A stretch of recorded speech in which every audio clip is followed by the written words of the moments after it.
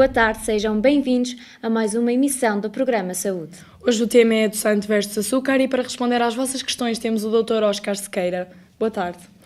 Boa tarde, Dr. Oscar. Queremos desde já agradecer a sua presença no nosso programa. A primeira questão é: o adoçante é mais saudável que o açúcar? Fomos para a rua tentar descobrir qual a opinião da comunidade. O adoçante é mais saudável que o açúcar? Mito ou verdade? Acho que é verdade. Porquê? O adoçante leva outras propriedades que o açúcar não leva. Eu penso que sim, Porquê?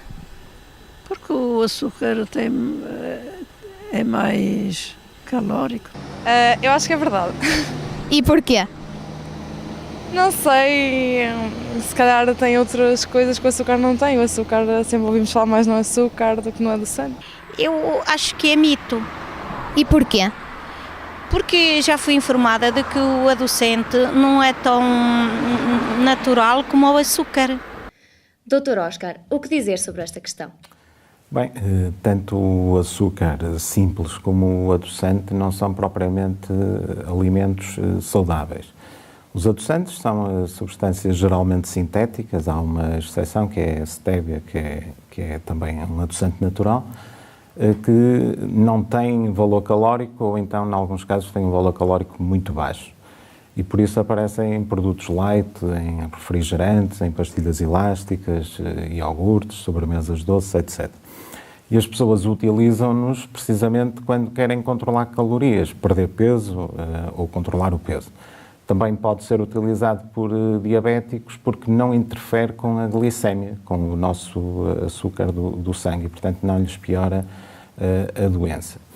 No caso do açúcar simples, a sacarose, aquele açúcar que utilizamos para adoçar o café e que aparece em muitos produtos também, tem que ser limitado o seu consumo, porque um consumo excessivo de açúcar relaciona-se com obesidade, com excesso de peso, com algumas gorduras no sangue, triglicerídeos, com diabetes tipo 2, etc. E, portanto, a Organização Mundial de Saúde limitou o consumo desse tipo de açúcares a sensivelmente 5 a 10% do valor calórico global ingerido num dia, ou até sensivelmente 25 gramas por dia.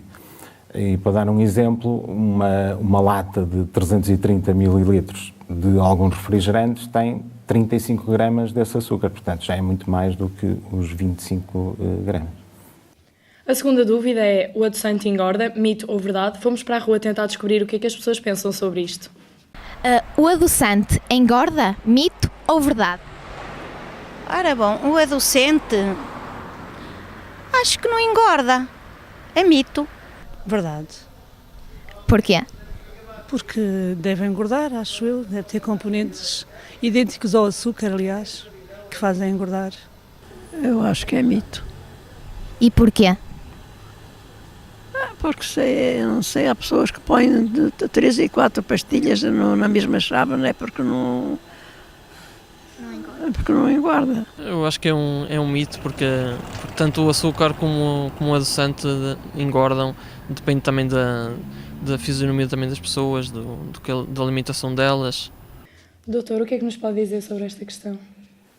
Como referi há pouco, os adoçantes ou têm 0 calorias ou então têm poucas calorias. É o caso, por exemplo, dos polióis, que as pessoas se calhar já viram nos rótulos, o xilitol, o sorbitol, o maltitol, que são substâncias que fornecem sensivelmente 2,4 quilocalorias por grama. Isto é uma quantidade muito pequena.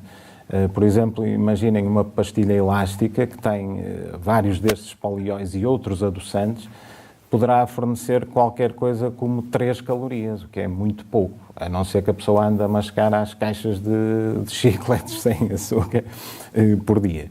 E, portanto, em conclusão, os adoçantes não engordam e mesmo estes que têm poucas quilocalorias, pouco contribuem para que engordemos. Passando então à terceira questão, que é: apenas os diabéticos podem consumir adoçante. Será mito ou verdade? Vamos ver. Apenas os diabéticos podem consumir adoçante. Mito ou verdade? Mito. Porquê? Porque o adoçante deve poder ser consumido por qualquer pessoa, penso eu. Acho que é mito. Porquê? Porque há muitas pessoas que tomam adoçante e preferem tomar adoçante a consumir o açúcar. É verdade. E porquê? Porque o açúcar que faz mal, que não podem comer açúcar, eles põem o adoçante. Eu acho que é um mito também, E porquê?